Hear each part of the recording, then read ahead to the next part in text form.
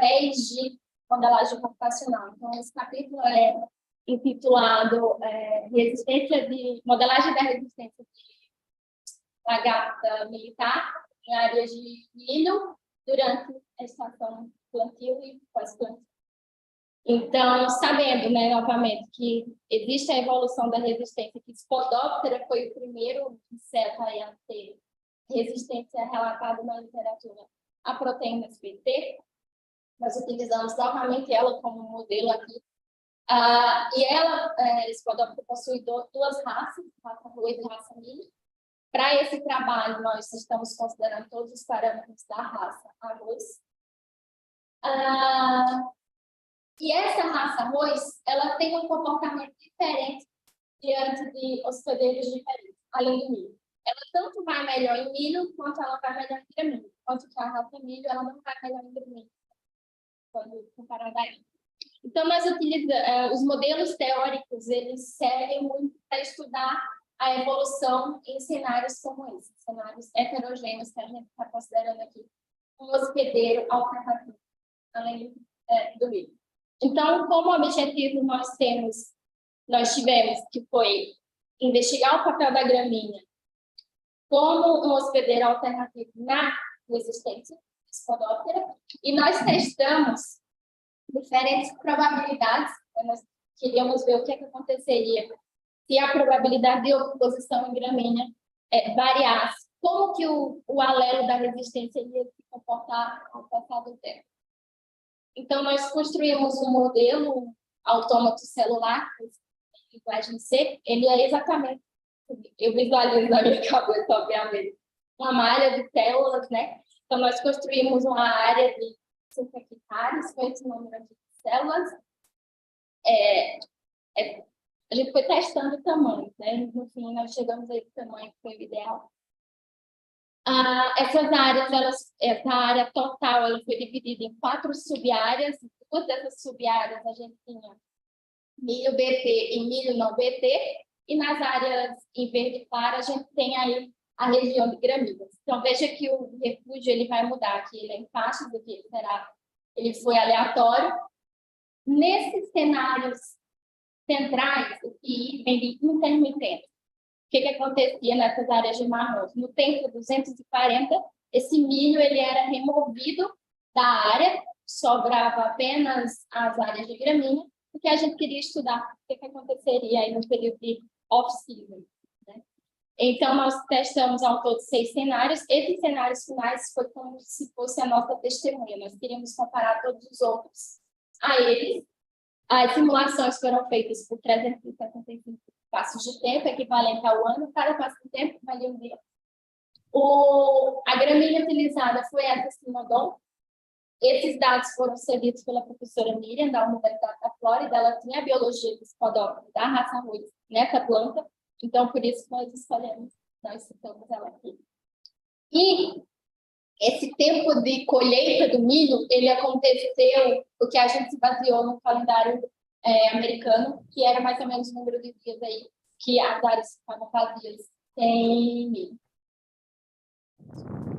Então, só vou passar aqui, a gente construiu uma série de regras, uma regra para imatura, uma regra para inseto adulto, e tudo estava muito atrelado à capacidade, carrying capacity, esqueci o termo em português agora, da célula. Então, nós podíamos ter 15 adultos numa célula e 2 imaturos, e essa carrying capacity era a mesma tanto para milho quanto para gramínea, porque a gente não conhece essa informação na literatura. Quantos insetos uma planta de capim ela podia suportar? A gente não sabia.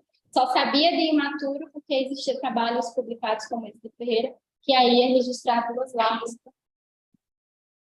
A mortalidade diária foi definida por essas equações, que eu não vou detalhar muito, mas esse 4 ele se refere ao período embrionário, né? Todas essas funções levam em consideração esse que é o tipo de planta, porque a biologia vai mudar quando em gramínea e quando em milho.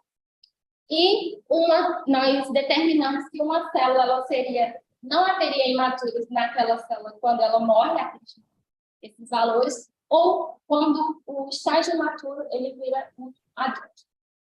Aí nós contemplamos ovo, larva e pupa como imaturo. Como adulto, a movimentação foi regida por essas funções, né, determinadas aqui criadas pelo Adriano, em 2016. Não criamos uma preferência, tanto ela podia ir para milho, células de milho, quanto para gramíneas, desde que estivesse ali na vizinhança, estabelecido por nós, e esse 35 é o raio, né, que ela pode voar. Então, o período reprodutivo, todos os insetos eram fêmeas. A gente não considerou machos no modelo. Então, 3 dias após eclodir, essa mariposa ela poderia começar a ovipositar. E nós lançamos essa probabilidade diária aqui. Quando o período fértil passava, que era o período fértil mais um dia, esse adulto era removido da célula, porque ele não ia ovipositar mais, não era interessante para a gente. Criamos, então, nós testamos aqui as nossas probabilidades de oviposição, que eram essas, que esse TR vai ser essa taxa aqui, que a oviposição ideal seria 1, então 1 menos esses valores. Então, nós testamos todas essas probabilidades de oviposição em grass. Para milho, foi a probabilidade maior aí de oviposição. Determinamos que seria feito a oviposição de um ovinho a cada passo de terra, tanto em milho quanto em gramínea. Aqui está só a tabela com todos os parâmetros que a gente usou no modelo. O componente genético foi determinado pelo equilíbrio de Hardy-Weinberg, e nós seguimos aqui o trabalho publicado pelo Adriano em 2016. Eu só chamo a atenção para o fitness cost, o custo adaptativo, que nós reduzimos, nós queríamos ver esse efeito também, porque ele existe na natureza, então nós reduzimos a viabilidade das árvores em 20%, e nós prolongamos o tempo de desenvolvimento das larvas que carregavam pelo menos uma cópia do alelo R no genoma, né? Então, ou seja, se existentes e heterozigotos, eles tiveram o desenvolvimento retardado, a gente vê aí como o fitness cost poderia atuar nas nossas simulações.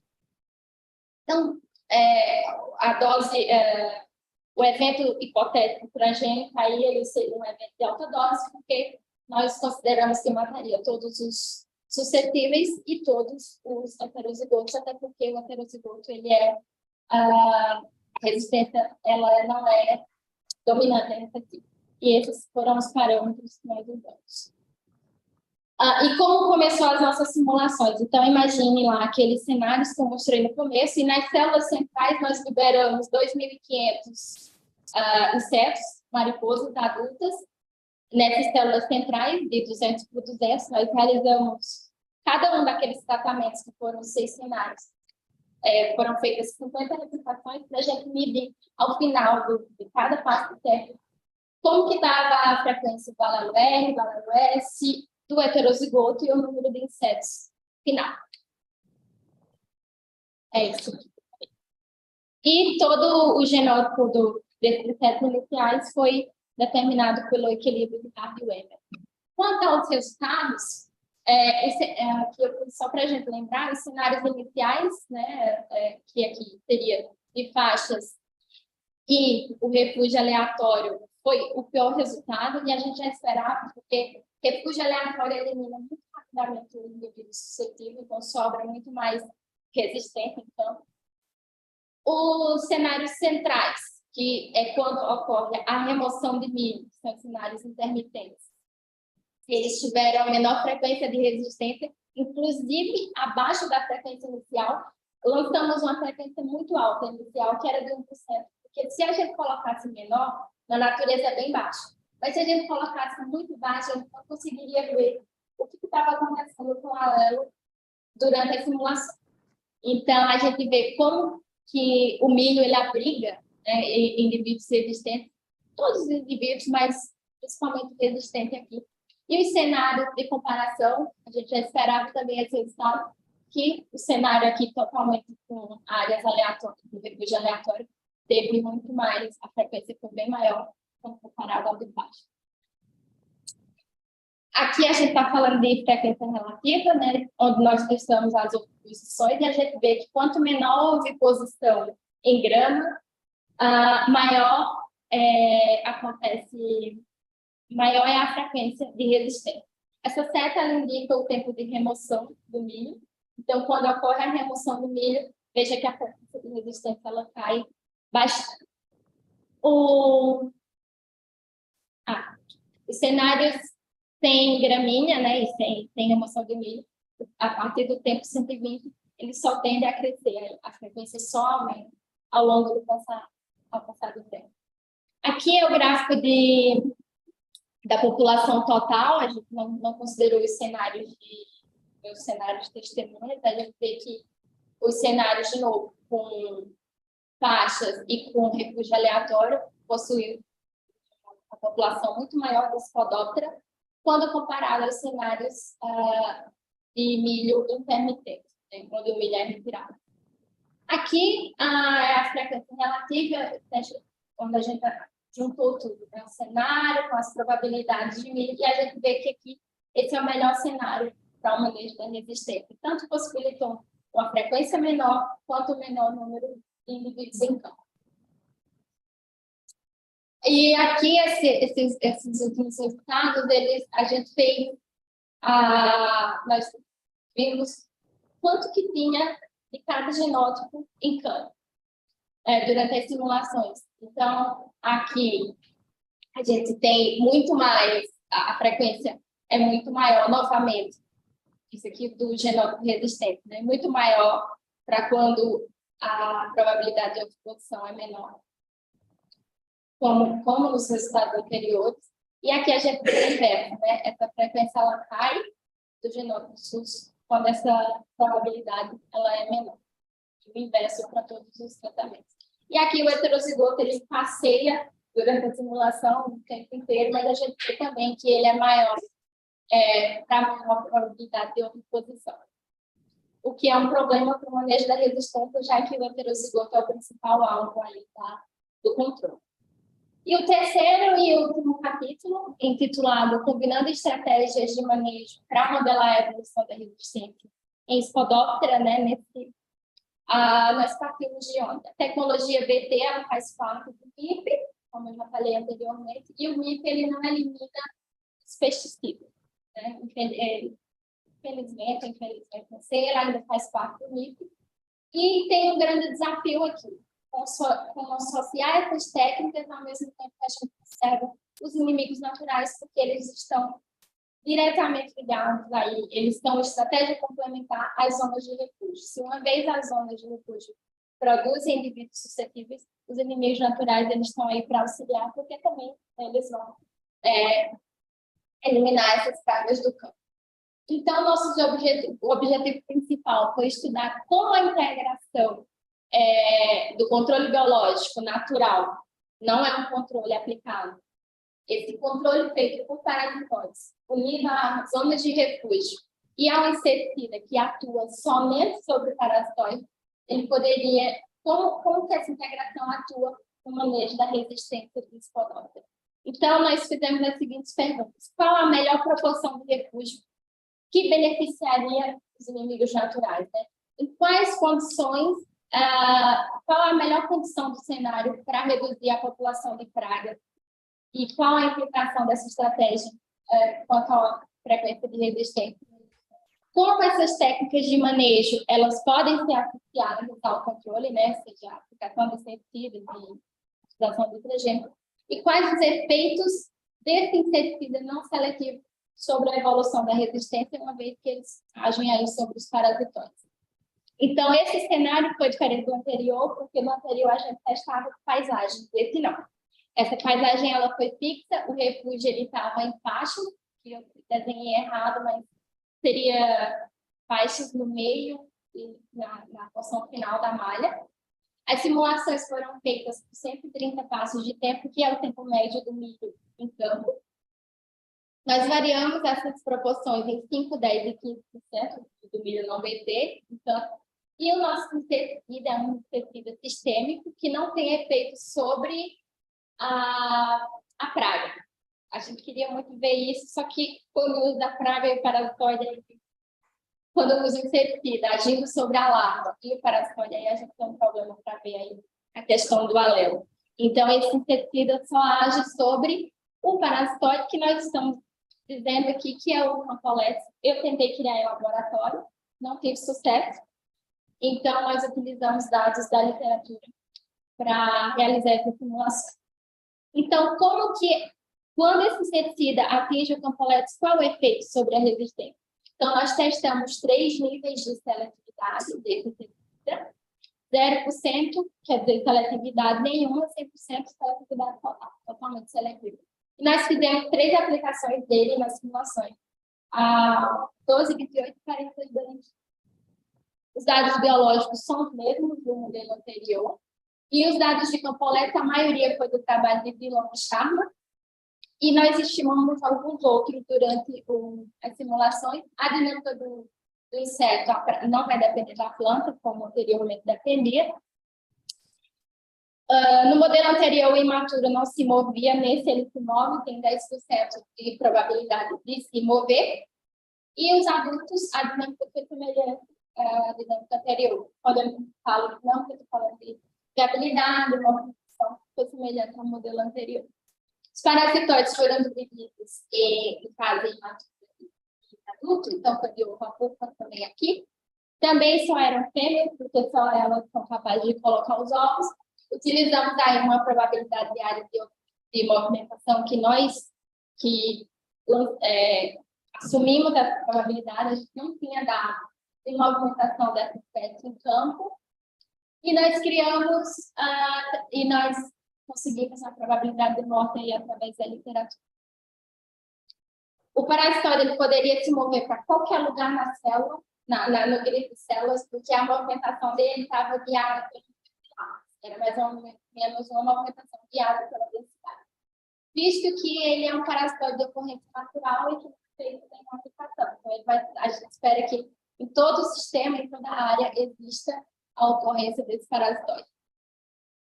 Nós assumimos que ele parasitaria larvas do primeiro ao terceiro lista, ou seja, com 1 a 5 dias de idade. Para aquelas larvas que carregavam o alelo R, a gente assumiu aí um custo adaptativo, então elas ficavam. Aquele mesmo prolongamento da fase aconteceu aqui também, só que de outra forma. Essas larvas elas poderiam ser parasitadas até um dia. Adultos parasitoides com mais de um dia, eles já estavam prontos para ovipositar, e nós escolhemos essa probabilidade porque quando ela foi muito alta, a gente testou, eliminava muito da malha de células, então a gente usou aí uma probabilidade de 50%. Mas esse parasitoide, pelos experimentos que eu fiz, ele é muito agressivo, ele parasita muito. O parasitoide, o ciclo da fase imatura inteira, ele dura 15 dias, logo depois ele é adulto, e a capacidade de suporte para ele foi de 10. Então, cada célula poderia ter até 10 parasitoides. Se ele vai mover para uma célula e tem mais de 10, então a gente considera que esse parasitoide ele morreria. Foram também feitas 50 repetições e começamos as simulações com 5 colonizações a cada 2 passos de tempo. Então, passou 2 passos de tempo, vem uma colonização composta de 1000 mariposas e 10 parasitoides, até o 10º tempo, porque acontecia da população declinar muito rápido, então foi necessário essas colonizações por mais tempo. Usamos as células centrais, 100%, e a frequência também foi de 1%, e testamos todos esses tratamentos aqui. Então, quanto aos resultados, a gente vê aqui que a frequência ela é muito mais alta na ausência do parasitóide e quando a zona de refúgio ela é menor, diferente do que a gente vê aqui para 20%. Para 10 e 15 não varia tanto, e quando a seletividade ela é total, né, total, ela vem aqui para baixo. abaixo daquela que a gente lançou como inicial. Então, 10 e 15 não teve efeito, mas 5 e 20 teve efeito a ação dos refúgios favoráveis à frequência do alelo de resistência. Aqui, esses dados se referem à frequência do alelo R de larvas que estão naquela idade lá que podem ser parasitadas. Esse gráfico é difícil de ver aqui. Quebrou? A gente ainda consegue ver os mesmos resultados, quanto menor a seletividade, maior essa frequência de larvas disponíveis ao parasitismo. Para 50 também, aqui não dá para visualizar bem, mas é muito semelhante.